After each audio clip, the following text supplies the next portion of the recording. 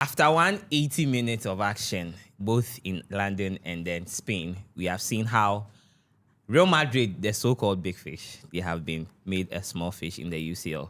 Arsenal has taken them to the cleanest over 2 legs. They've beaten the biggest, arguably the biggest team, in the world. This the VAR Room on Westman Studios, and my name is Christina Bila. We are looking at the Real Madrid game specifically. I've got the guys here. Luis Tewell is in the house. Bentley is here. And then I've got Kwabna Mafo also in here. Guys, welcome. Thank you. First of all, let me get your first impressions of the UCL in total. All the games that have been played, the quarterfinal. How have you seen it? Let me start with you, Bentley. How have you seen the game so far?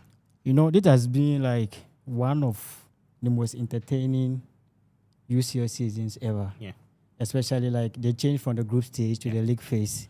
We've had so many good encounters right from the get-go. Yeah. They've enjoyed so many top matches.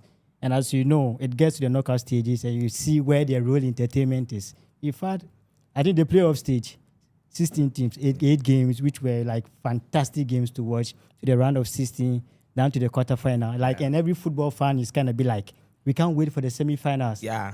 This is one of the best UCL seasons ever. Of course, the people have spoken about how we've seen teams like Lille, teams like Brest, being exciting in the UCL. Let me find out from you.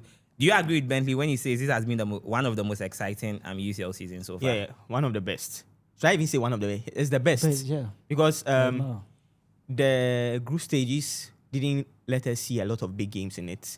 But in this format, this league form, it has made us see a lot of big games that like all play all kind of. Because mostly we will get to see these big games when we get to the quarterfinals, the semis, or sometimes some of the round of 16 games. Yeah. But in the group stages, we've seen one of the big games. I remember we saw Real Madrid, AC Milan. We saw Liverpool, Real Madrid. Yes, we saw Arsenal, PSG. Like we've seen big matches in this league format, and it's been so good. The only problem is that my favorite team, Brest, they couldn't go far because when Brazil left, they just fell. Everybody's favorite team. Yes. Brest got exposed. Yes. So they just had a falling Brest. All right, listen.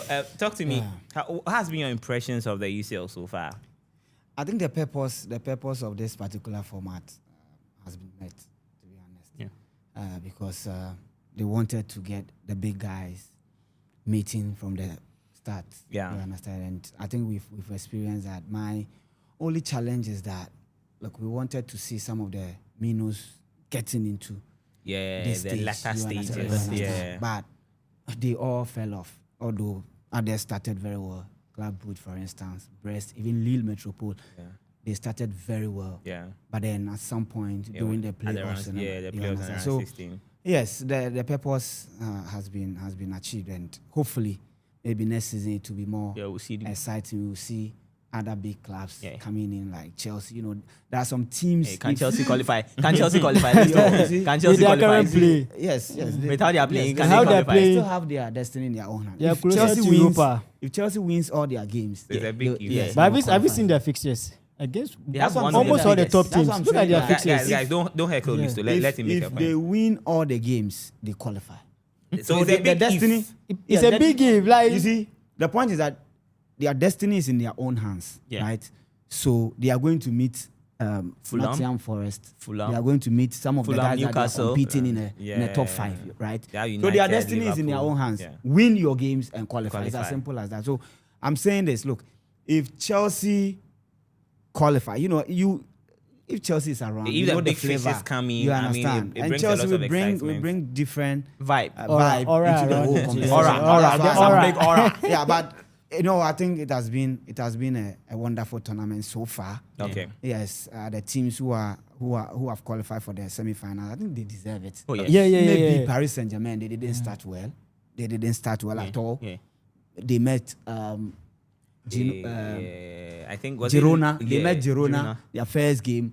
They needed a lucky goal to get a 3 point. Yeah. They played a draw against PSV Eindhoven at home. Yeah. You understand? and Arsenal Arsenal beat them. So they were on the verge of from exiting, the and group they had stages. to Yeah, do build some well. They momentum. went to Germany to beat Stuttgart and managed to qualify for the playoffs. And look, you see, football is a funny sport. Luis Enrique I think that he was on the verge of getting the sack. Oh Yes, yeah, at because a What point, they wanted yeah. him to do Yeah. last Nearly season, bottled it. yes, This season. but they were able to, turn things Turn things around. around. They picked the form at the right time, and they managed to beat the team that topped the table, Yeah, Liverpool. And it was impressive. Look, they're both home and away. They really dominated, Sure. exerted themselves, and showed to the whole world that look, we have the young guys around, there, but we have a very good coach, who is doing a wonderful job. So let's see how far they will go. I think yes, I'm rooting for them.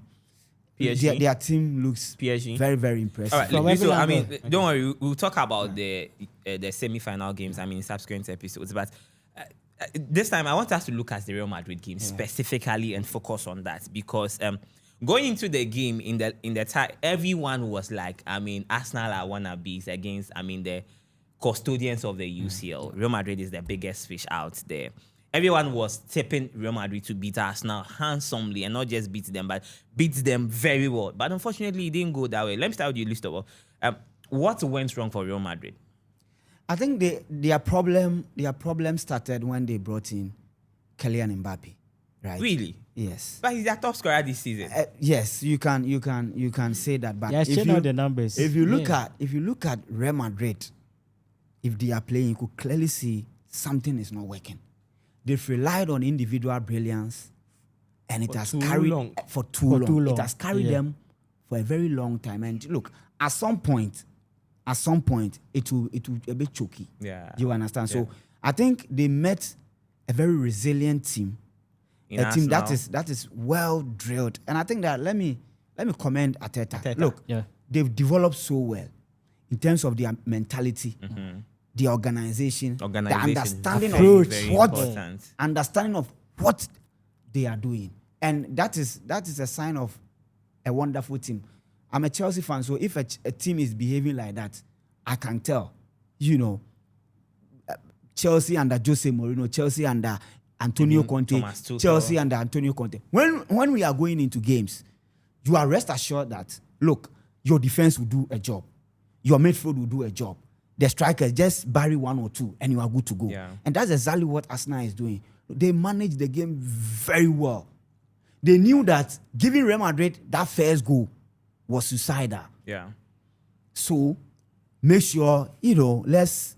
Hold them up, manage the game. And at play some your point game. in the first half, right, they restricted Real Madrid to the SG was 0.11, which is very insignificant. very, very, Very true. insignificant. Yeah. They played about 6 shots and none was on None was on target. target. Yeah.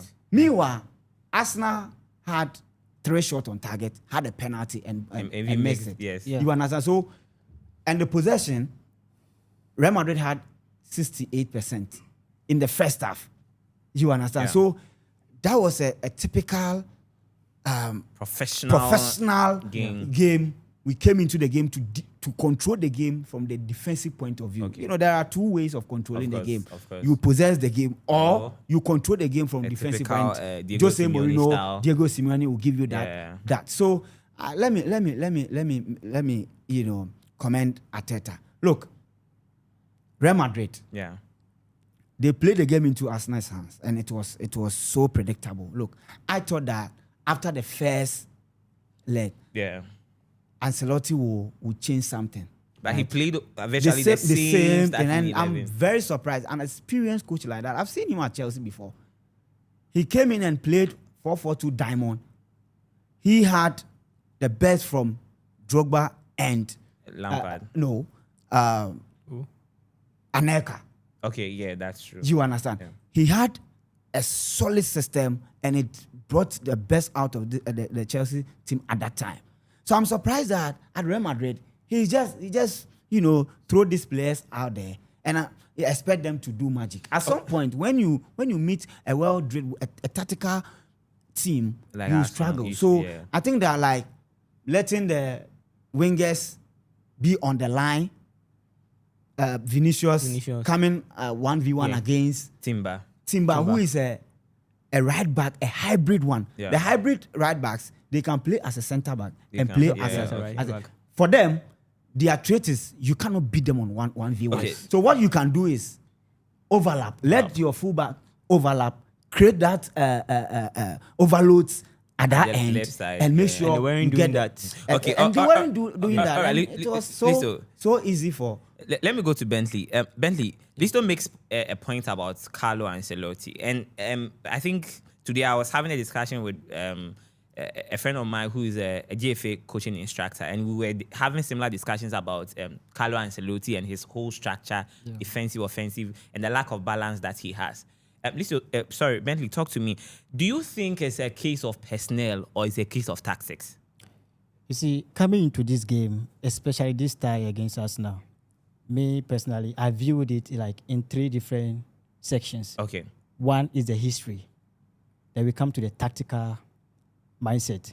And then thirdly, like player to play, like the individual brilliance. So history, Madrid has it. History, Madrid has it in the UCL, but not in terms of against Arsenal. head to head against Arsenal. That's a good point to make. Yeah. You see, so like coming to the game, you see the Madrid players on social media. One meet post to the Bernabeu. other, like they were 9 playing PM tomorrow. they were playing the psychological game. Yeah. Because they know like they are the kings of Europe. They are the kings of Europe. They know how to play this kind of games. They know when to slow down, when to attack, and when they have their moment, they are going to punish you. So like Arsenal knew that no, they are relying on history, and against them, especially head to head, we are far ahead of them. Yeah. We are here to concede against them in any competitive game, so we have the edge. So what are we? Let's just go there, execute our game plan, and they relied on that. And the tactical aspect of it, like Madrid this season, if you look at their games, especially against teams that knows how to play with the ball, they struggle.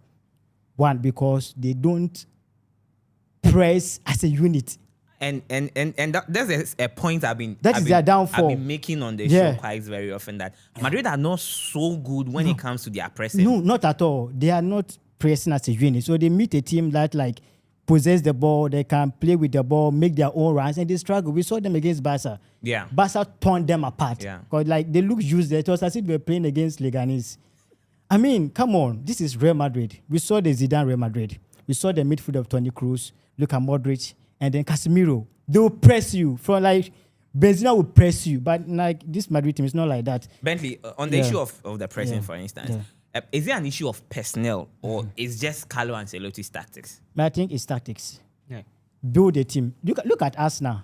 Arsenal press you like they are dogs. Like, excuse me to say, they press you with anger and aggression. Yeah. Martinelli's press you with Saka and whoever. Almost, I mean, it's a collective. Everybody. Yes, it's a That collective effort. I'll quote what like Ralph Ragnick, the former Man United coach, like he said, it's either you press or you don't press. You can't press like pregnant women. And that is exactly how Madrid press. Yeah. Mbappe goes like he press on his own, like the Then ball. sometimes he relax, walking like Walk- nothing is at Vinicius will stake. be throwing Video his to arms. go like he goes like I'm fine now. Want to now play baby at now, but no, Then like Bellingham, yeah. press as a Baby unit. Zizou. You see, like this is the Champions League. You are the kings of Europe. Let us show it. Show that you have balls. It was like in my time as a football fan, this has been like these 2 leagues has been to me the best Arsenal games that I've watched in my life. These two leagues in terms of everything, like They had everything. the hunger is there. They have can the desire. they are clinical. They know what they are up to. They are They like doing tactically right they are there. strategy from Arteta, Everything from everything is onset, on they point. got everything spot on. And the last aspect of it is the tactical brilliance. Like, I mean, the individual play. We can't talk about this tie without talking about Thomas Partey. Oh, You see, me, I think like if we mention Thomas Partey and then we try to use the word underrated, I feel like it's disrespect. Yeah. Thomas Partey currently in world football deserves to be in any form of category. To me, he's the best in the business. And when he's it the- comes to a number 6 game. Yeah. When it comes to the number 6 game, he has made like No, but he's competing against likes of Caicedo and all those other guys. So. Thomas Partey is a step ahead of all of them. The player who comes close to Thomas Partey is Rodri, who is out there, who is like having the ACL. But to me, nobody comes close in terms of the DM position. So world for you, football. think the history, I mean, worked in favor of Arsenal. Yeah, The tactics was spot on, spot and the on. players turned Individual up. play. Thomas Partey he bullied them across the 2 legs. I mean, he controlled He the controlled game. the game. Like He showed them that I'm the guy. over the weekend, they played against like Brentford. Brentford, And I yeah. saw Thomas Partey controlling the tempo of the game as a right back. I was kind of be like, wow, like, come on, you can't do this. You are playing as a right back. You are controlling the tempo of the game. The game is As a flowing right through back, I was like, come on, Charlie. the guy is on a different planet. Honestly. Great. Yeah. Kwabena, let's look at this. So where does Madrid go from here? You have, I mean, this was the UCL. Everybody was tipping Madrid to like beat Arsenal and beat them handsomely. Unfortunately, over 2 legs, they've been beaten home and away. It looks like Madrid have lost form over 5 games now. It's like one winning about 5 games now. Where does Madrid go from here? People are calling for Carlo Ancelotti said that he should be sacked. Do you agree with these people? Or you just think that the Madrid fans are being reactionary and they are being emotional, as people will say? I just feel he will leave at the end of the season. And it puts a lot of pressure on Real Madrid now because they know they have the La Liga to compete. They also have the Copa del Rey final to play against a team that this season Have been wiping them off yeah, the like floor. Left, right, center. So Like, there's a lot of pressure on them because Okay. these are fans that always sees the club to be winning trophies every season. all the time. All the time. So imagine they not winning anything this season. Now the Champions League is over. Now the La Liga, we are 4 points behind Barcelona. Now you are meeting Barcelona in the Copa del Rey final. So imagine you losing all these 3 trophies. There'll be a lot of pressure, especially they buying the likes of Mbappe and they thinking Mbappe would have done. Yes, he was like the top up, Yeah. the top of the cherry for them. For them, Everyone yeah. thought that with the addition With of Mbappe, Mbappe, they have become like the Avengers. Avengers. And let me unbeatable. tell you Wow. the truth. The main reason Mbappe came to Real Madrid wasn't to win about the UCL. the La Liga. It was to win the win the UCL. UCL, yeah. Because he knows Real Madrid as a team that is like the greatest team in Europe. So the UCL is the most important thing because for PSG, when he was in PSG, it was very difficult. Okay. All right, Kwabena. So, I mean, let's conclude with this around the table. I just want to know that who is your favorite to win the UCL? Just in 30 seconds, who is your favorite to win the UCL? This is very difficult, but I'll tip Barcelona. Barcelona to win the Barcelona UCL. to win the You UCL. think Barca has what it takes? They are playing against Inter Milan. It's in going the to be semis. very difficult, but But Barcelona will Barca just does it for will just you. screw through and win Bentley, it. who is your favorite to win the UCL? To be honest with you, the remaining 4 teams, we've seen what they are capable of, right? But as an ASU fan, I would tip Inter Milan. I think like Simone Inzaghi is not mentioned enough in world football. I mean, That he's guy underrated. He's trust underrated. me, He's an underrated He's doing coach. some crazy stuff. Yeah. So Inter. To me, Inter Milan. I'll go with Inter Milan. Inter. Listo, finally. I mean, who is winning the UCL I for think you? I'm torn between Arsenal and PSG. Arsenal will believe after eliminating Real Madrid, they will have that belief. Yeah. They have the defense. That's you true. see, winning this competition, you need to have A solid and reliable. And yeah. the last couple of games, you could clearly see that Arsenal has demonstrated that they have that, and PSG too. I think I love the way They play. they play. So between Arsenal and PSG, hopefully one will win. Great. All right. So this is what the guys think. We don't know what you also think. We just want you to do one thing for us. Go to our page. Just comment. Let us know who you think is the favorite. Most importantly, like this video, share, and more importantly, guys, just subscribe for us. This is the Room Osman Studios. My name is Christine Nabila. We are out.